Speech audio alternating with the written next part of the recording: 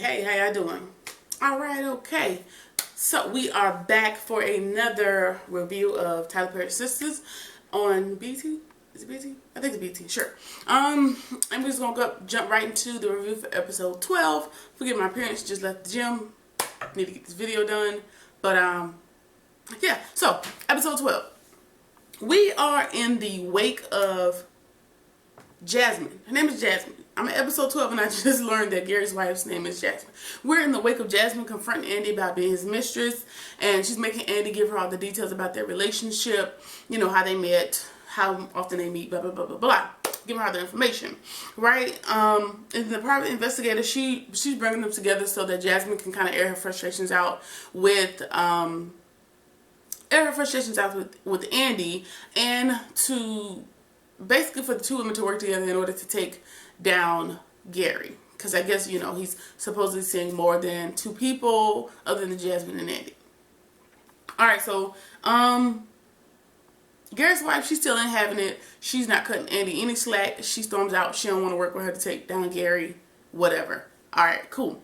But there was a part about this scene that after Jasmine stormed out, I kind of replayed the scene in my head. There's a part of the scene that kind of stood out to me when Andy was telling them about their relationship and how they met and whatnot. Andy told Jasmine that, hey, Gary told me, you know, that I made him feel loved and that his sex drive was real high, and because you have had a hysterectomy because of, you know, some complications with pregnancies and things in the past, that he was no longer attracted to you. I kind of made him feel like a man, and I felt like that was actually very, very, very low down for Gary to kind of let Andy in on that information, because that's very personal to Jasmine. So I guess that kind of confirmed to Jasmine, like, you know, she's not just, you know, a fly-by-night mistress. Like, he's really giving her details about who I am and whatnot. So that was pretty disheartening, but it's Gary. I mean, there's not really a whole lot you could expect. So side note, in my notes I wrote that the private investigator, don't know her name, can't remember, but that private investigator, her wig or her actual hair, whatever it is, that it makes me itch and it makes me want to dig my eyeballs out with a spoon, because it's hideous and I hate it. And the wig is bad. I don't know how everybody else's hair is laid in the series, but this just comes out of Tyler Perry left field with this horrible thing. But I mean, she got like a Boosie fade wave silk situation texturized type combo, but it made me mad. Do better, Tyler Perry. But yeah, so that was that scene. Moving on. Alright, so Karen goes to her bathroom after Zach has gone to work, and, you know, they're kind of made up or whatever, and she realizes that Zach has left 3 of his paychecks on the mirror. I guess, you know, as a way to atone for all the time she's had to foot all the bills and all this good stuff. So, you know, as much as Zach got on my nerves in earlier episodes, it looks like he's really making a very valiant effort to do the right thing and to do the right thing. So, you know, that was a good thing, and I just had to commend him on that. Good job. Good job, Zach. Alright, so Sabrina is at Danny's job and she wants to talk about the Calvin situation, and for whatever reason Danny tells her to try the finger around the booty hole test to see if Calvin is gay. I don't know what all these gay tests are about, but girl, either ask him or don't be bothered. That's just my whole Sabrina Calvin summary, just to wrap that up, because I'm actually quite frankly done talking about it, but we're gonna keep talking about it, right? All right, cool. Okay. And it also seems that Danny and Karen are back on good terms, and she thanks Karen for not taking advantage. Karen thanks Danny for not taking advantage of Danny, you know, because I guess ultimately he is a good person, and some other person would have taken advantage of him. So I guess they've made up for now.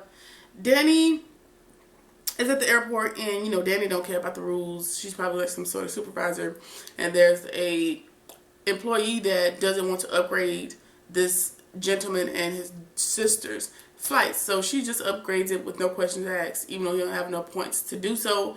She don't care. It ain't coming out her paycheck, so she upgrades them She upgrades them and sends him on his way. Well, the guy comes back and he talks to her like, hey, I've been staring at you the whole time I've been here. Can I get your phone number? And the conversation just ends with her saying, no, but I'll take your number and I may or may not call you. And I go so you can watch me walk away. Okay, cool. So that scene was interesting to me because it seems like now Danny has somebody that she doesn't have to stalk. Because if you remember in early episodes, she was talking to this dude, but basically it was like she was into him and he just wasn't very interested. He would come through when it's time to come through, and that was about it. So I guess it's nice to see somebody actually interested in Danny and her not chasing these people trying to kill him. Alright, cool. Alright, so moving on, a girl that works at the airport with Zach and Danny tells him that she is pregnant. And this is the girl, the most recent girl that got Zach kicked out of Karen's house. This girl's the girl that Zach cheated on Karen with, and she says that she is pregnant. And, you know, Danny is, you know, just floored at the situation. Zach is kind of shooing her away like you don't want to talk about it right now at work. So now this is another obstacle for the Karen, Danny, Zach saga. So we'll see what happens with this pregnant side chick. So unfortunately Zach is going to be back in the doghouse after such great efforts to get back in Karen's good graces. Wonderful. Alright, so the private investigator is at Andy's and she lets her know that, hey, Jasmine wants to talk to you. Maybe y'all can come to some sort of something that works for everybody. And that she's downstairs and she wants to talk to you. But while she's there, Gary shows up. And, you know, he's wondering, who is this lady? And she tells her, you know, this is whatever. He doesn't tell her that this is a private investigator. He tells her this is somebody and she has a package for her downstairs. So she sends the private investigator downstairs to retrieve the package, which is Jasmine. And in the meantime, she is throwing all the evidence in his face, like, hey, who is this woman? Who is this person? Blah, blah, blah, blah, blah. And he's trying to explain. And then Jasmine walks in and he's like, yeah, we want an explanation. You know, let us know what's going on. And yeah, so this scene is interesting because it kind of changes things a little bit for me. So she shows them the pictures and everybody's there. Jasmine's there, the private investigator, Andy, and Gary, right? And the private Andy's like, you know what, I'm done with you. I'm representing Jasmine. And what you need to give her is the house, everything in your accounts, blah, blah, blah. Walk away with nothing. And Gary surprisingly says, okay, all right, cool. And then he goes on to say, that's fine and dandy, as long as I get to live with you. So as long as I get Andy at the end of the day, I don't care what I have to give Jasmine. Blew me away. Blew me away. So he's in there basically making a great effort to still be with Andy while Jasmine is here trying to take everything that he owns. So they talk about the picture of the lady that they found at the airport, and he lets her know, like, hey, Jasmine, that's your sister. You don't know a picture of her sister when you see her. So to me, it's kind of giving me the private investigators kind of creating a scenario vibe in order to get Andy on their side, because Jasmine is bitter because Gary doesn't want her anymore. That's kind of the vibe I got, because he was like, okay, well, this is the third woman that I was sleeping with. Well, Jasmine, this is your sister. And it turns out I guess he wasn't sleeping with her sister. He was consoling her for some other reason. I missed that part. But he also lets her know they did go to see Jasmine's mom when she was sick, but in actuality she wasn't sick. Jasmine told that lie to get him to come spend time with her, which, you know, further solidifies that, okay, Jasmine, you're not as much of a victim as you claim to be, because the man says he doesn't want you, and you're just coming up with these scenarios as far as your mom being sick, the kids are going to miss you, the kids are having a hard time as he is trying to release himself from the relationship with you. So, girl, when he don't want you, just let it go. But we'll see what develops with that. Alright, so he still wants Andy, and he leaves. Jasmine's blocking the door, doesn't want to let him leave Andy's house, right? Well, he ends up, you know, getting out of the house or whatever. And now Jasmine is in her bag about it. Oh, I'm not taking what he's going to give me. Blah, blah, blah, blah, blah. And so now she's back upset with Andy because Gary really wants Andy. So she says, hey, I'm going to disbar you. I'm not working with you. Blah, blah, blah. Wham, wham, wham. So now she's back. She's trying to take down not only Gary at this point, she wants Andy taken down as well. Why? Because Gary wants Andy. That ain't Andy's fault, but okay, girl. Excuse me. So yeah. What else? What else? What else? What else? Final scene. Final scene of this episode gets very thick.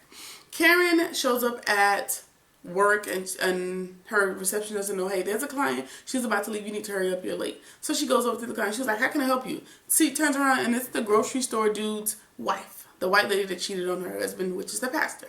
Right? And she wants her to do her hair. And she has this sullen mood and she's very calm and she's peaceful and she's kind of out of it when in her speech. And she says, I want you to do my hair. And I'm going to ask you to stop seeing him one last time. And Karen lets me know, like, I have nothing to do with that. I don't date preachers, and I don't have anything to do with y'all's relationship. Unfortunately, the wife is not really listening. She's there. She has a mission in mind, and she's kind of just saying all the things she kind of had preset to say in this conversation. So she asked her to leave him, stop seeing him again. And then the wife says, basically, she won't make it without him, and then maybe God will forgive her. Well, all of these are signs of foreshadowing, because what happens is Karen's like, okay, I'm not talking to him. Okay, bye, get out of my shop. Trying to diffuse the situation, like, I don't talk to him. We should all be great, right? But the lady came in with an intention. She turns around and Karen's, okay, bye, I don't talk to him, whatever. She's like, okay, bye. The wife says bye. She turns around back to her purse and shoots herself in the mouth. She kills herself right there in the shop at Karen's booth. Blood is splattered on Karen. The lady's dead. Everybody's running. Scene ends. So, the pastor's wife has killed herself because she cannot bear the thoughts of living without a husband that she decided to cheat on with his friend. Alright, so, should be interesting because in the previews for next episode, it seems like the lady's friend or whatever, everybody seems to want to blame Karen for the lady committing suicide at her job. So we'll see what happens in the next episode. We'll see what happens in the upcoming episode for SISTAS. Until next time, peace.